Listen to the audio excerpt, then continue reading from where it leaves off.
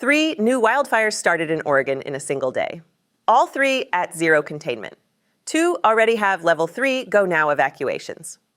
The Woodrat Mountain Fire went from 5 acres to 300 acres in 7 hours. The Wrights Spring Fire went from 1/10 of an acre to 3,100 acres in under 24 hours. Both started yesterday. Level 3. Go now orders are in effect southeast of Rouch in Jackson County. Level 1, Be Ready, covers 15 more zones in Klamath County. Evacuation shelters are open for people, pets, and livestock in both counties. And Oregon has already broken its all-time wildfire record for a single season, with 2 months of that season still ahead. 60 large fires this season, 29 still burning right now. 2,014,000 acres burned so far this year. The old record, 2,081,000 acres, set in 2024. $353 million spent fighting them. That record fell on the 3rd of August. 3 days later, 3 more fires started. The Woodrat Mountain Fire is burning along Sterling Creek Road, southeast of Ruck and near Jacksonville. This is the Rogue Valley, not empty rangeland. It was reported at 5 acres just before 1 in the afternoon, burning uphill. By 3, it was between 100 and 120 acres. By 5, it was 200. By 8 in the evening, it was 300. Containment is 0. Crews have about half of it lined. The Jackson County Sheriff's Office issued Level 3 Go Now orders for zones JAC 436 and JAC 428A. Level 2, Be Set for JAC 428B. Level 1, Be Ready for 8 more zones. Firefighters are focused on keeping the fire from reaching Sterling Creek Road. The head of the fire and its right shoulder remain active, with crews chasing multiple spot fires. The night shift is 6 20-person hand crews, 4 dozers, and 6 water tenders. Plus 3 falling modules, 7 Type 6 engines, and 1 Type 3 engine. 2 large air tankers with a lead plane were sent in. Jacksonville Elementary School at 655 Huners Lane is open as a shelter for people and pets. The Red Cross is setting up space on the property for animals. Horses under Level 2 can go to the Jackson County Expo in Central Point. The Wrights Spring Fire is a different kind of problem. A NASA and NOAA satellite detected a hotspot at about 2:30 on Wednesday afternoon in the Fremont-Winema National Forest. When crews arrived, the fire was 1/10 of an acre. By early evening, it was 100 acres. 5 hours later, 1,200. By Thursday morning, it had passed 2,000. It now stands at 3,100 acres. The smoke column from that fire produced a pyrocumulus cloud visible on cameras in Lassen County, California, 110 miles to the south. Air tankers have dropped roughly 30,000 gallons of retardant on ground crews cannot reach. Heavy timber, dense vegetation, and rugged terrain are slowing everything down. Level 1. Be Ready evacuations cover 15 zones in Klamath County. Officials are working on land use agreements for the Klamath and Chiloquin fairgrounds. If the fire keeps moving, those become evacuation sites for people and animals. Eva Jones is the Fire Prevention and Information Officer for the South Central Oregon Fire Management Partnership. She said the cause is undetermined, but she believes it is human-caused. There were no lightning strikes in the area. The investigation is ongoing. The third fire, Cottonwood, started near Long Creek. 300 acres, 0 containment. The fire closest to Portland is burning on the flank of Mount Hood, and it has already forced a major resort to shut down. The Grasshopper Fire has reached 43,244 acres. Containment is 23%. It grew from 34,000 acres on Tuesday to 39,000 on Wednesday to 43,000 now. Mount Hood Meadows is under a Level 3 Go Now evacuation order. The resort closed. Greg Pack, the resort president, said he got the notification at about 5 in the morning on Tuesday. His explanation of what changed is worth hearing. He said normally they get westerly winds that carry smoke away. They have had 2 days of easterly winds, with 1 more coming, and that is what put the scare in them. The resort prepared for the worst. They stored water containers around the mountain with fire pumps. They got all the lifts ready to run so the cables would not be sitting still under a fire. They moved the snowcats, the buses, and the rest of the equipment into parking lots. Timberline Lodge, the historic hotel, is under a Level 1 Be Ready notice. Outdoor operations are closed, but the lodge is still open. Management says they will close the hotel if the level rises to 2. Mount Hood Ski Bowl closed because of smoke. Level 1 warnings also cover rhododendron and government camp, roughly 200 properties. Tamawanas Falls and a large stretch of southeast Hood River County are also under Level 3. White River, much of Cooper Spur Road, and Mill Creek Buttes sit at Level 2. 1,409 people are working this fire. It added 3,800 acres overnight. One structure has been lost. Crews are running suppression along forest roads 45 and 50 east of Highway 35. Containment lines along the southern edge are holding. The fire is lightning-caused. It started in the Mount Hood National Forest and has been burning for weeks, mostly away from anything valuable. Then the wind turned it west this week. Structural task forces have finished triage around the Mount Hood Meadows buildings. Fire managers say the fire is still several miles away, and they expect intensity to drop as it approaches the Highway 35 corridor. Highway 35 is currently open. Emma Hall has worked at Timberline Lodge through multiple seasons. She described watching the fire move closer. She said it is definitely scary, especially with all the memories built up there. A lot of skiers and snowboarders have been coming for a long time. She called it an epicenter and said it would be sad if anything happened, especially with meadows so close. She also raised something the evacuation maps do not show. She worries about the residents of government camp. She said it is a tight-knit community where not a lot of people have cars and they cannot really leave. That is the part of a Level 1 notice that does not appear in the numbers. Be ready assumes you have a way to go. Clackamas County has activated its sheriff's office and disaster management because the fire crossed into the county. County Administrator Gary Schmidt said that based on wind conditions, dryness, and heat, they are concerned. Firefighter Jake Bailey explained why crews are not panicking about the resort itself. He said if flames crest the nearby ridge, they will burn downhill. Fire moves slower downhill, and that buys crews time to protect the buildings. That is the difference between a fire reaching a resort and a fire destroying one. Terrain decides more than most people expect. The record did not come from one fire. It came from the whole eastern half of the state burning at once. This year's fires have burned almost entirely east of the Cascade Mountains. They have destroyed homes, ranches, and 2 lookout towers. Most of the burning came from grassland fires rather than forest fires. Grass carries fire at close to the speed of the wind. It stops only at a road, a river, or ground that has already burned. More than half of Oregon is under emergency drought declarations this year. That follows another winter of below-average snowpack and limited rainfall east of the Cascades. The trend is not subtle. From 2000 to 2013, Oregon had 3 fire seasons where more than 500,000 acres burned. In the 13 years since, it has had 8. 3 of those topped 1 million acres. Oregon has now passed 1.9 million burned acres in 2 of the last 3 summers. 20 homes have been confirmed lost in Oregon this year. Officials say the real number is likely higher and does not count smaller structures. For comparison, the 2020 season remains the deadliest and most destructive in state history.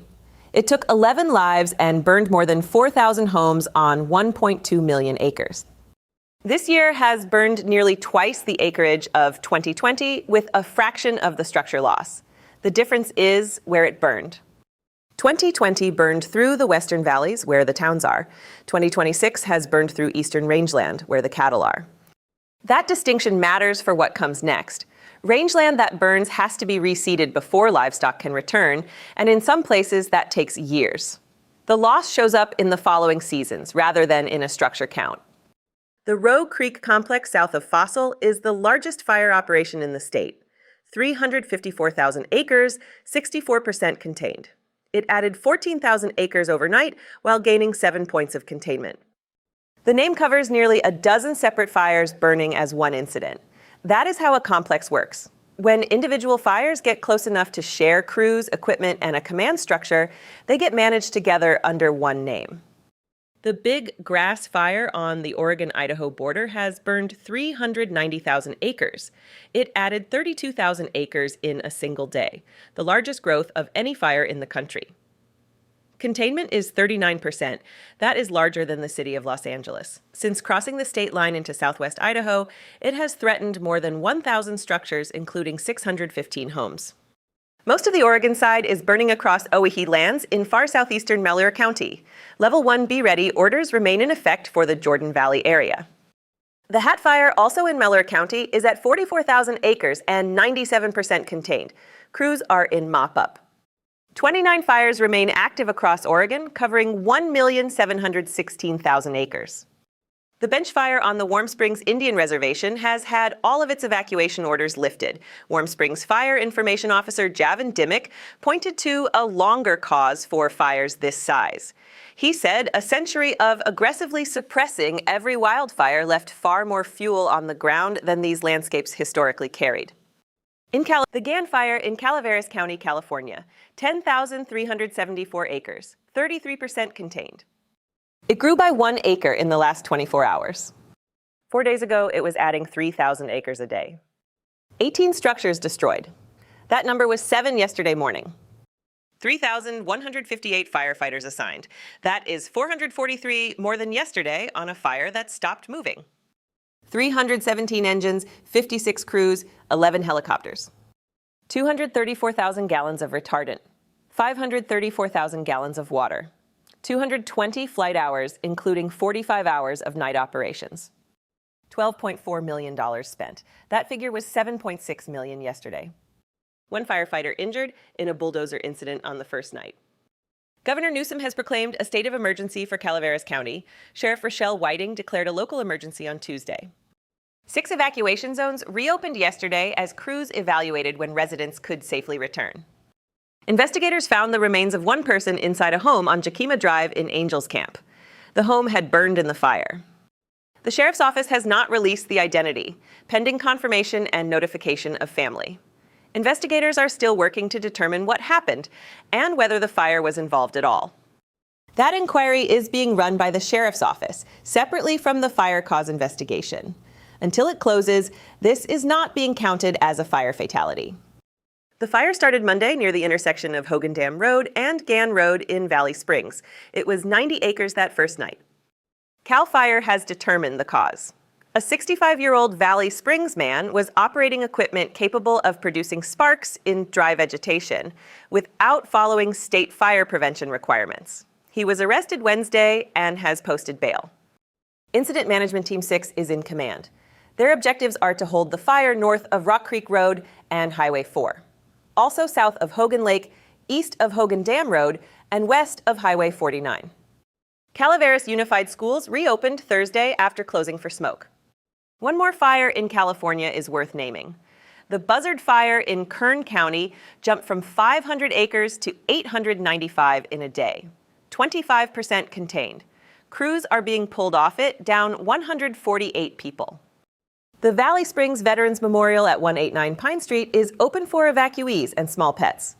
The Calaveras County Fairgrounds in Angels Camp is taking large animals. Equipment use is one of the most common causes of wildfire in the western United States. It is also one of the few that is almost entirely preventable. Oregon has its own version of this problem. A state forestry analysis found human-caused fires account for a growing share of the total year over year. The pattern behind the biggest fires this year is different, though. Fire officials describe the sequence plainly.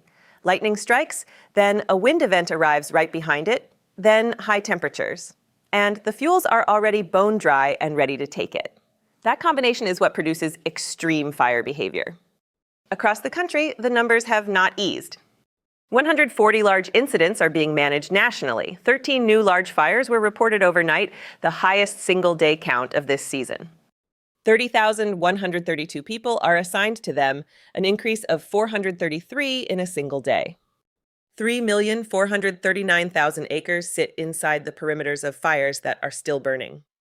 3 geographic areas are simultaneously at preparedness level 5, the highest on the scale: the Northwest, the Great Basin, and Alaska.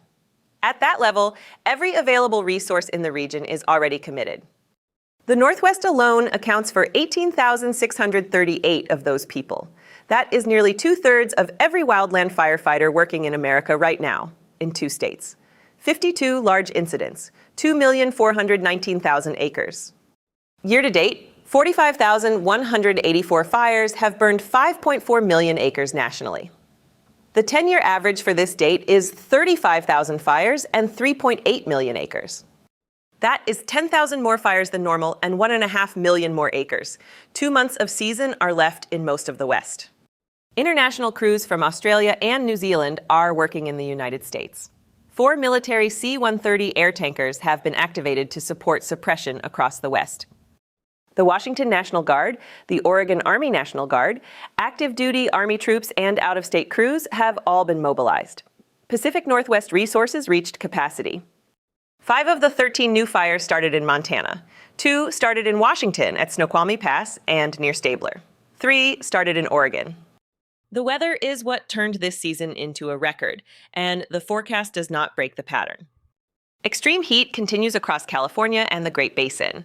Relative humidity along the Sierra Front is running 4 to 10%, west winds of 12 to 20 miles an hour with gusts to 30. Overnight humidity recovery is less than 30% across most mid-slopes and ridges. Fuels normally take moisture back overnight, which gives crews a window to work. When recovery stays this low, the fire does not get a break. Around Mount Hood, winds have been easterly for 3 days running. That is what pushed the Grasshopper Fire west toward the resort, and what pushed smoke into Portland and the Willamette Valley. Fire managers expect a shift to westerly winds, which would reduce spread toward Highway 35. Air quality across the Mid-Columbia is unhealthy to hazardous because of grasshopper smoke and that same wind shift. Portland spent this week in the top 5 worst air quality readings in the world. The smoke you see over the city is not from a fire near the city. It came over a mountain range. There is no meaningful rain in the forecast for any of the fire areas. Oregon's fire season normally runs until the first steady autumn rain, which does not usually arrive before October. The state has already broken its all-time record with 2 months left. If you are anywhere under this smoke tonight, keep the windows closed and run air conditioning on recirculate rather than pulling outside air in. If you are near Mount Hood, check your evacuation level directly rather than assuming, because the boundaries moved twice this week. If these daily updates are useful, subscribing helps more people find them. Thank you to the crews working tonight in Oregon, in California, and everywhere else this season is still burning. We will be back tomorrow with the new numbers.